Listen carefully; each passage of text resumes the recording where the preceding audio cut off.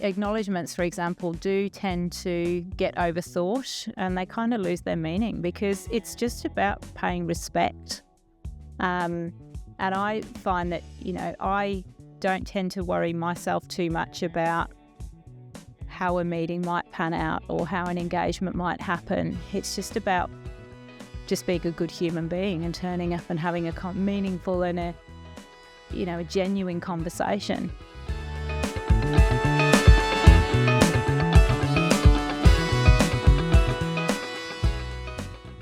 Welcome to the next episode of Tell Us All About It. Today we're going to be talking about Aboriginal heritage and culture. And in Western Australia it reflects one of the world's oldest continuing cultures with deep and enduring connection to country, culture and community. It encompasses both tangible places and living knowledge that guide how land is understood, cared for and respected today. To explore this important topic, I'm pleased to introduce Yvonne Power from Everett Consultants. Yvonne brings a wealth of experience helping organisations navigate change, building resilient teams and achieving sustainable growth. She's known for her practical insights and people-first approach, and she's worked closely with leaders to turn strategy into action and complexity into clarity. And I'm excited to dive into her perspectives, lessons learned, and the real-world impact of her work. Welcome to Tell Us All About It. Thanks, Andrew. Good to be here. So I guess starting off with a little bit of maybe self-promotion, what type of heritage projects does Everett commonly work on in WA? Well, I'll start by, first of all, before we kick into anything else, because we're here to talk about Aboriginal heritage today, just start with an acknowledgement. Just to acknowledge that we're on the country of the Whadjuk people from the Noongar Nation. And we will pick apart what exactly, how Everett works with Aboriginal people, but Everett Heritage as a broader consultancy actually works across a number of different types of heritage, because there are quite a few. Historic heritage is one area that Everett specialises in. Obviously Aboriginal heritage, so Indigenous as well, so Aboriginal and Torres Strait Islander. Other areas that are emerging too now are things like maritime heritage, which is becoming quite topical these days, but things like industrial heritage as well as working in areas such as heritage interpretation. So it is quite broad. There's a lot of different facets to what Everett Heritage can do. We also do things like GIS and creative services, as well as having an in-house counsel for negotiations and legal services. So there's a lot that Everett does, and Everett is based across the whole of Australia. So WA is actually the newest office, so I'm the principal for WA. And WA has been around for 2 years now. Everett had a small presence here in WA prior to that, but the head office is actually over in Brisbane. So anything heritage anywhere in Australia, really. Fantastic. So when you go about a heritage investigation or an assessment, what are the key stages that you need to go through in terms of knowledge finding, and what information is the most important for, I guess, the clients that you're working with to understand? Well, I'll probably talk more today about Aboriginal heritage because that's the area that we tend to work in the most in Western Australia. And from an Aboriginal heritage perspective, there are a number of stages, I suppose. The first would be due diligence or desktop type studies, where we find that clients or proponents are really just wanting a high level understanding of what cultural heritage potentially may exist or does already exist on their particular development area or the area that they're planning to use. And they typically, at that point, that may be sufficient to proceed, but in other instances, you have a physical survey component as well. So, and there are different types. So they typically tend to fall into two categories, either what we call site avoidance or site identification. There's lots of other terms that get used in the industry, like work area clearance or work program clearance. Yes. But they're effectively subcategories of site avoidance. And I guess as the different categories kind of sound, site avoidance is about trying to avoid, if possible, So usually in those instances, there's a degree of flexibility around what the project design or project plan might look like. So there's a bit of wriggle room and there's scope to adjust the footprint or the design. Whereas with site identification, it's more about something that's less flexible, where we think there may be an impact to cultural heritage and statutory approvals might be required. So that's a more detailed survey process and tends to precede applications to the minister. So those are the two sort of key types of survey that we would go through. How do you involve traditional owners within that process? Obviously, their land, their culture, both from a physical and metaphysical perspective. How do you bring them into that process? Yeah, it's a really good question because it tends to vary by jurisdiction depending on where you're working in the country. Here in WA, a lot of I've been working in heritage for a few decades now, and I've seen quite a big shift. It used to be the case that a lot of surveys would be done directly with proponents, between heritage consultancies and proponents, and the consultation process was definitely not as thorough as it could have been.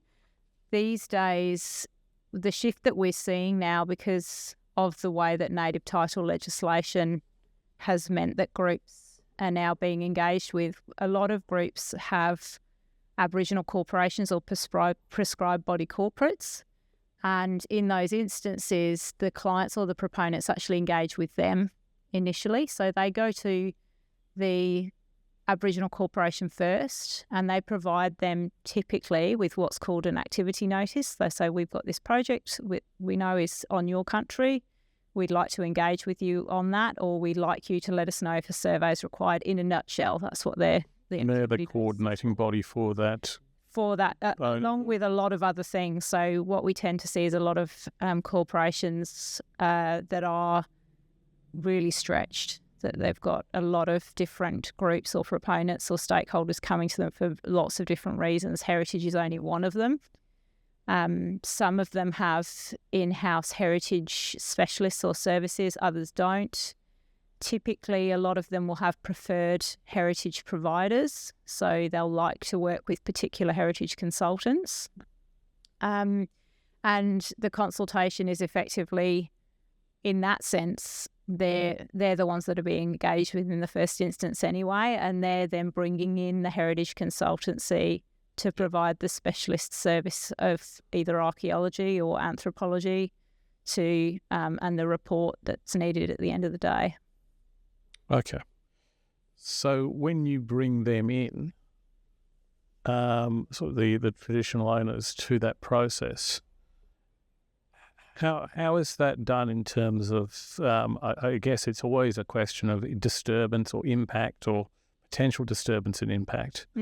Is there a way that proponents can do that respectfully and there's lots of ways. Reasonably? Yeah, I think so. There's, first of all, providing as much notice as possible and engaging as early as possible. It's too often the case that we see heritage is considered probably a bit too late on in the project cycle, and a lot of decisions have already been made at that point. Ideally, if proponents are able to, engaging early allows for the Aboriginal group whose country they're going to be working on to almost be involved in like a co-design type discussion around the project. Obviously, some projects have less flexibility than others, and where the project is happening can look very different. Obviously, sometimes it's metropolitan type areas, it's very disturbed, it's very built up, whereas obviously across rural and regional areas, you could be dealing with country that's never been touched and hasn't been disturbed previously. And I think that there's a lack of appreciation of the diversity of the different types of heritage and understanding what the difference is between physical and intangible heritage. So thinking through things like songlines and the mythology that is behind a lot of Aboriginal heritage. So engaging early is really important, because there would be, in certain instances, a lot that may not be obvious but could be incredibly important to Aboriginal people. And having that information as early as possible obviously manages risk, but also allows for good relationship building with the groups where they feel like they've been engaged and listened to. You mentioned the concept of both the physical and the mythological aspects of Aboriginal culture. There's a way of valuing, I guess, the physical, tangible aspects of the land, and understanding that, and environmental impact assessment does that all the time. But the mythological values of the land are something totally different that we, as Caucasians, Europeans, whatever, who don't have an association with the land in question, have no real tangible understanding of. How do we value that mythological value, or the mythological aspects of the land, and how do we go through a process of understanding that loss when we're actually looking at an impact? It's a really difficult concept to explain to, obviously, people who don't come from that culture and don't understand that connection. And I'll probably do a really poor job of trying to articulate it. But in a nutshell, I think there's two things that you touched on there. Obviously, environmentally, we're quite good at defining value attributed to land. The social surrounds part of the environmental legislation is really the closest you're going to get to trying to define the intangible value of land. And obviously engagement with Aboriginal parties as part of that is important when you're considering the social surrounds. But when it comes to country and environment, the two are very closely connected for Aboriginal people. Their connection to country is about everything that they can see on country, like the flora and the fauna, but also things that they believe, or ceremonies that they might perform, or the spirits that reside in that country. And a lot of how they understand that country and navigate country is through stories and through sharing information about when things should be done on country. So even that in itself is quite an esoteric concept. And the Aboriginal people, obviously within each country, there are lots of different apical family groups, and each will have different connections to different parts of country. They'll have different responsibilities that they're expected to perform or maintain or manage on country. And I've heard different anecdotes about what it means for them when the country is disturbed in particular ways. But one that I heard just last week was country for them is like a complete book. You know, it's something that's a series of different stories all coming together in one place, and a series of different roles and responsibilities. And disturbance to country is effectively like ripping a page out of that book. So the story no longer really makes sense. The ability to understand that country is taken away, and it is a loss. There's a grieving process attached to that disturbance or that removal. So it is a really difficult concept, though, for us to, I think, wrap our heads around. And it's a loss that's presumably not replaceable. I mean, we talk about offsets and replacing and rehabilitating land and environmental values.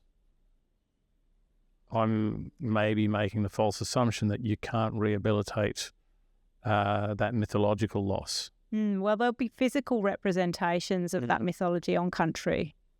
So it could be a particular rock, or it could be a particular creek that they'll describe and interpret very differently to the way that we might. And once that's gone, it can't really be replaced. And things that are removed from country or destroyed, or access to areas like rock shelters, once they're gone, it's not just that physical place that's gone, it's thousands and thousands of years of connection and continued connection to that place, and the passing down of stories and responsibilities that really can't ever be put back to the way that it was through a rehabilitation program. So do you think our approach to assessment of Aboriginal heritage is rigorous enough to reflect not only that physical but also the mythological aspects of environmental impact assessment and loss? Or do there need to be some changes? I think we do as good a job as we can. I think in WA, we at least conduct our surveys with both archaeologists and anthropologists, so you do have the right expertise to try and capture value and significance and communicate that in a way that tries to emphasise the importance of a place. Unfortunately, the way the legislation was drafted and is still set up today, it facilitates destruction. And there's also instances where it's difficult for Aboriginal parties to share knowledge or information just because of sensitivities. So, you can have places that are men's business or women's business. There's just information that they might not want to be recorded or reported. And, we do produce quite a lot of closed reports as well. So at least it's documented for the Aboriginal corporation themselves. But then what gets shared with the proponent can look quite different.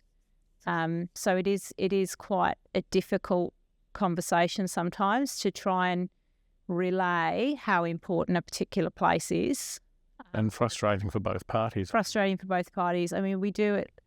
There have been some slight changes to the legislation. So at least now the committee considering applications under Section 18, which is the part of the Act where you're seeking to disturb a site.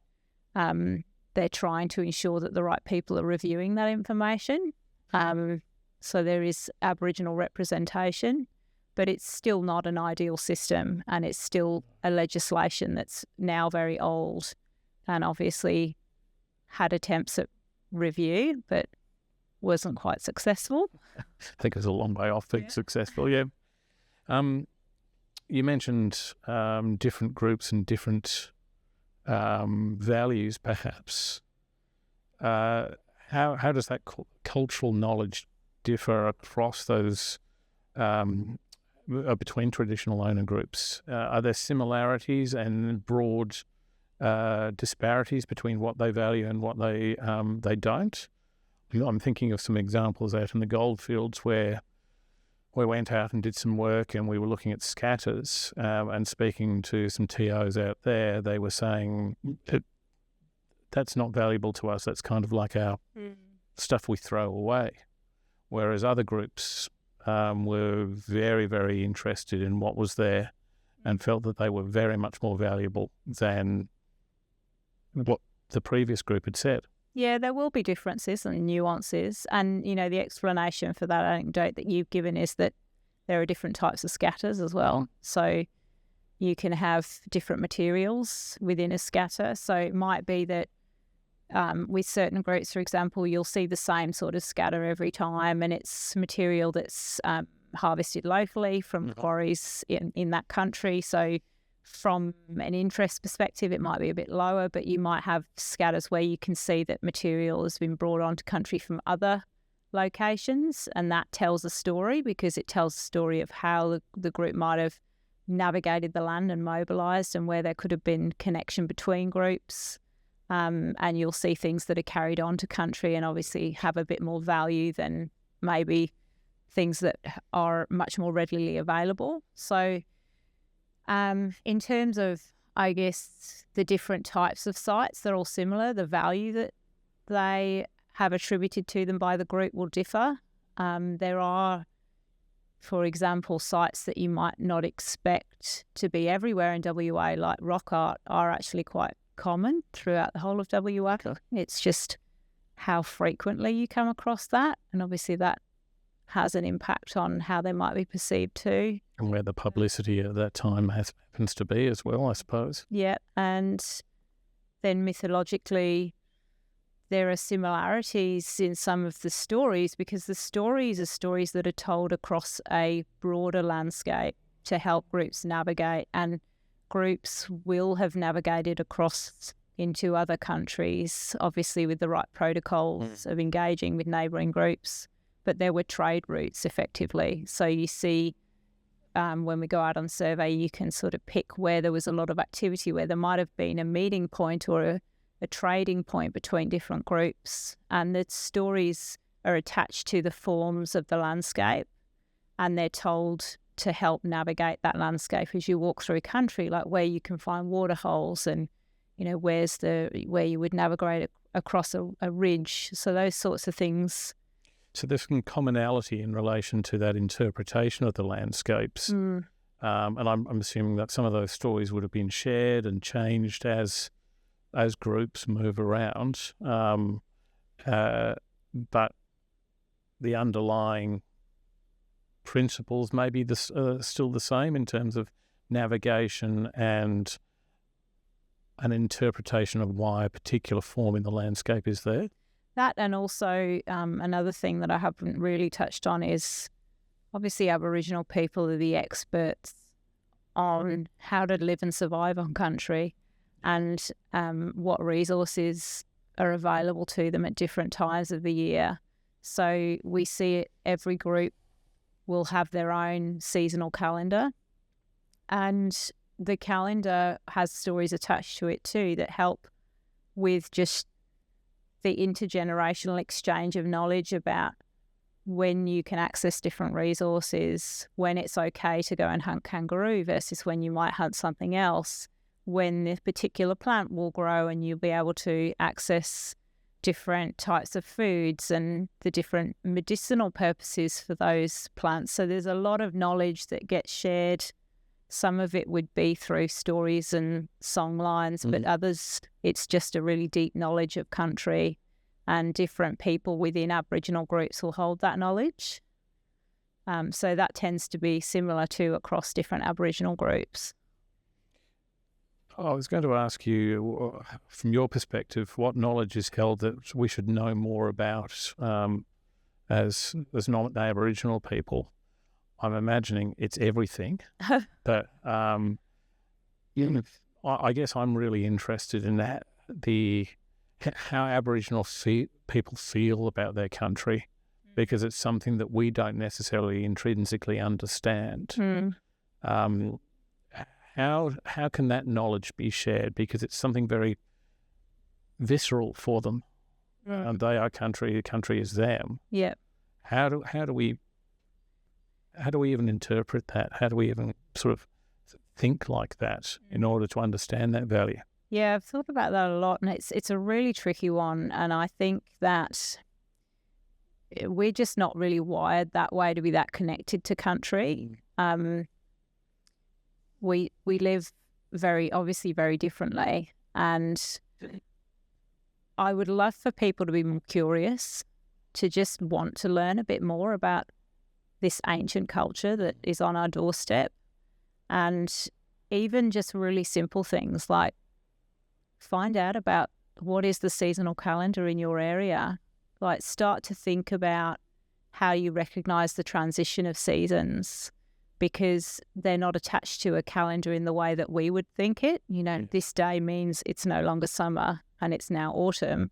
It doesn't work that way. It's about observing the landscape and seeing the changes in the weather and what animals are appearing and what flowers might be growing or what's dying. You know, that tells you what's going on country. And there's a lot of emphasis with Aboriginal people too about understanding what's healthy country versus unhealthy country. So we talk about that a lot on surveys. They'll look for evidence of whether country's healthy or sick.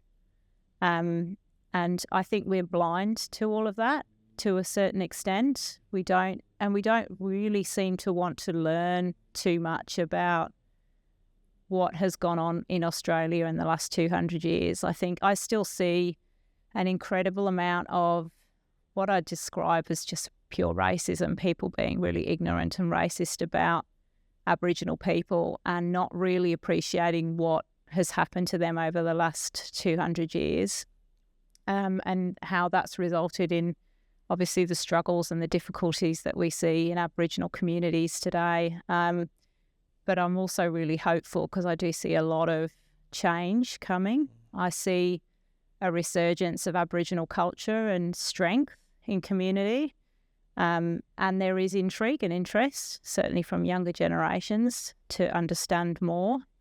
But simple things like just trying to learn language. What's the local language in your area? What are some of the words that people use? And I think that's almost opens up a bit of a Pandora's box and a bit of curiosity, and people start to then learn and appreciate more.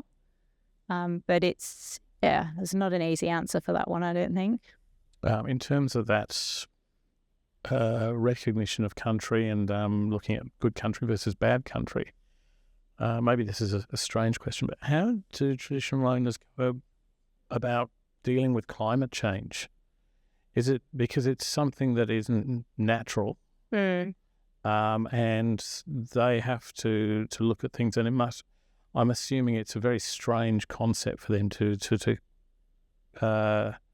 wrestle with when they're seeing it have an impact on their country and as a result on them themselves. How is that resolved? How does that get addressed?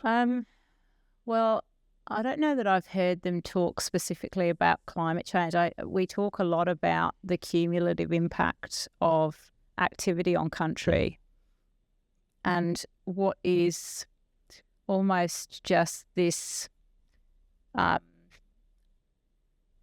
constant taking from country. So all of the resources that are removed from the ground, and obviously then how that's processed and the impact on the environment, they will describe that as country being sick. It's not well. You get things like water tables are dropping.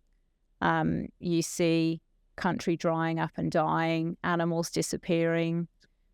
They'll describe memories that they have of sitting on country and being able to see kangaroo and go fishing, and all of that now is gone because of agriculture and mining activity, resulting in obviously a very different landscape now, and a very depleted resource. And I think for them it would be incredibly sad to see that change in country in such a short time frame as well. So I think that they would rationalise that as basically we're no good at looking after country. We don't do a very good job of making sure that we're living in harmony with our environment. We really just service our own needs, and we do it in a way that's very siloed or blinkered in terms of, just as I mentioned, that cumulative impact over time. I don't think you get too many people disagreeing with it. When we engage with traditional owners, what sort of behaviours and approaches should we be taking when we're working with clients, proponents, or just generally? Are there sensitivities or behaviours that we should be very mindful of in engaging with traditional owners? Well, cultural awareness training is there for a reason, because there are things that it's useful to know, in terms of how you engage. But one thing I always say is you're never going to get a slap on the wrist or a door slammed in your face for just trying to do the right thing and trying to have a open and respectful conversation and listening. I think people do get a bit hung up on doing the wrong thing or saying the wrong thing. And things like, acknowledgements as an example, excuse me, acknowledgements, for example, do tend to get overthought and they kind of lose their meaning because it's just about paying respect.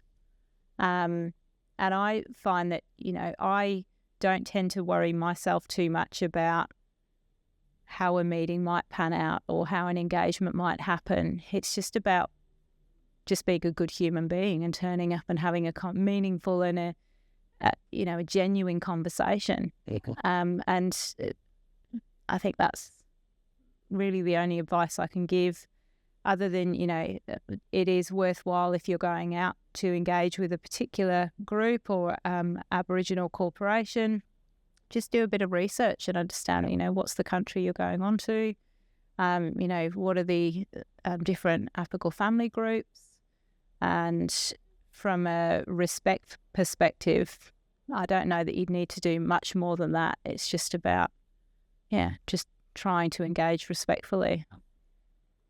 So what are we doing now that's better or worse than we were doing sort of 5 years, 10 years ago? Have there been improvements, or have there been things that have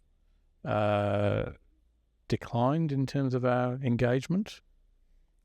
I don't think a huge amount has changed in terms of certainly the legislative framework, obviously. I think what has changed is the standard that people tend to now hold themselves to, and I'm talking about the proponents. I'm seeing more and more now people open to a best practice approach to managing heritage. And what does that look like, that best practice approach? I would say what we've got in the legislation at the moment is the minimum, the bare minimum.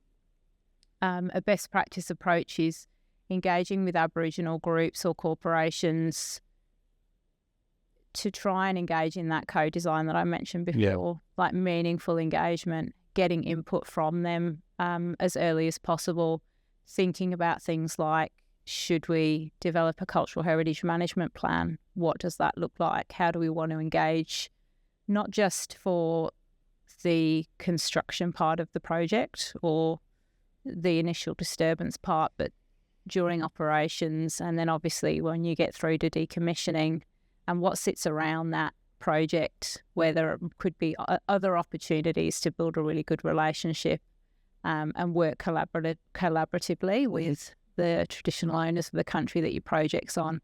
So I'm seeing that a lot of proponents now are considering that and actually going down the route of having broader agreements or management plans in place. So that's really encouraging. I think that's a very positive change.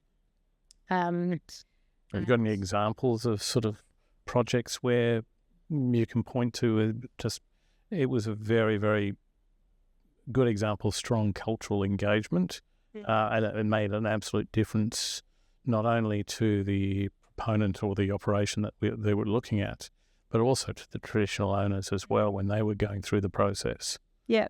One that gets put up as a bit of an example quite a bit is, and there's multiple examples of this, but projects where Aboriginal groups actually are able to hold an equity share in the project. Yes. So Everett was involved in a wind farm project, which was in New South Wales, where we were able to negotiate a 10% equity share for the Aboriginal corporation. So we're seeing a lot more of those types of agreements. And this might sound crass, but that doesn't come across as being seen to be sort of buying that approval or that process or the outcome? It has to be couched in what I think we know the inevitability is, which is the project will probably go ahead. Right. The legislation is structured in a way typically that there's not really a way for Aboriginal people to stop projects from progressing. And should there be, though? Well, there certainly should be. Yep. I mean, there are ways and means. There is federal legislation and things like that, but you don't see too many examples of projects not going ahead. And it is, at the end of the day, the country of the Aboriginal people, and wherever there's an opportunity for that community locally to be able to benefit in whatever way, it shouldn't be viewed as a payoff. I think it should be viewed as a partnership. Right. Because they are the stakeholders, and more than stakeholders, they're actually owners of that country, and they should be treated as such. And I think that's what I'm saying. I'm seeing a little bit more now with proponents, is they're recognising that they're owners and not stakeholders, and treating them in that way, as opposed to what I saw historically which was heritage as a tick box at the end of a project planning cycle, and very much an afterthought. I think we're seeing that engagement happening a lot earlier now, so that's definitely a positive shift. I've got a couple more questions that I wanted to dive into. Mm-hmm. What can we do better as proponents and consultants in this space? What are the things that you would sort of pick out and say, well, they're the key issues that we need to get better at understanding or better at integrating into our project planning processes? Probably the key thing I'd recommend for any proponent is, I think, what tends to happen by default with any kind of project planning process is you do see a series of things that you have to tick off, or a series of approvals that you have to achieve in order to get your land access. And the end goal is very short-sighted. It's very much about how do we get to the point where we can start to construct this project, or we can start to do our drill lines, or we can start to mine. What I think proponents should do is shift that mindset when it comes to engagement and think more about, as I said, Aboriginal people being a partner on that project. And that engagement should be approached with that mindset. And it doesn't sound like a hugely practical advice, but I think just getting to a point with your engagement with Aboriginal groups that they understand that you're serious about building a long-term and genuine partnership will make a huge difference. And understanding too, like, take a step back and think about the fact that these are people that have been on this country for tens of thousands of years. In the grand scheme of that whole time frame, this project is just a blip, and probably they'll be around for tens of thousands of years after this project has long gone and be decommissioned, and they'll be the ones left with the mess to tidy up if it's not done properly. So just being aware of that context, and doing a little bit of homework about who the Aboriginal people are locally and engaging with them will just make a massive difference. And I think also recognising too that not every Aboriginal group and corporation will be the same. And what I mean by that is they're all at different stages. So there's a lot of pressure that is put on Aboriginal community by the legislative framework that we kind of force them to operate within. So there are huge capacity issues with a lot of Aboriginal groups, and it goes a really long way if proponents recognise that and don't expect things to just happen overnight, because it's not the fact that they're ignoring you or they're not wanting to engage or do the surveys that you need them to do. It could just be that they've got 500 other proponents knocking on their door, not just for heritage services, but a whole raft of other things. And they're underfunded, they're under-resourced, and they're struggling. And just being aware of that is very important.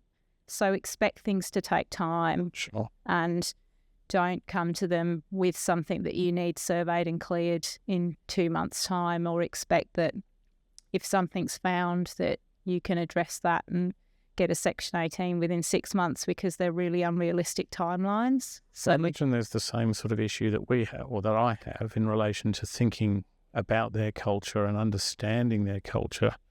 The same difficulties would potentially be there from their cultural perspective, trying to understand our viewpoints and belief systems and everything else. Yeah, I think so, to a point. I think there would be a lot of frustration, because they would certainly feel like they're having to educate us over and over again. Yeah, that's right. And, you hear it all the time from proponents that, this has already been disturbed, so there's nothing there. And it's like, well, that's not necessarily the case, because you're not thinking about or understanding what heritage is, what culture is to Aboriginal people.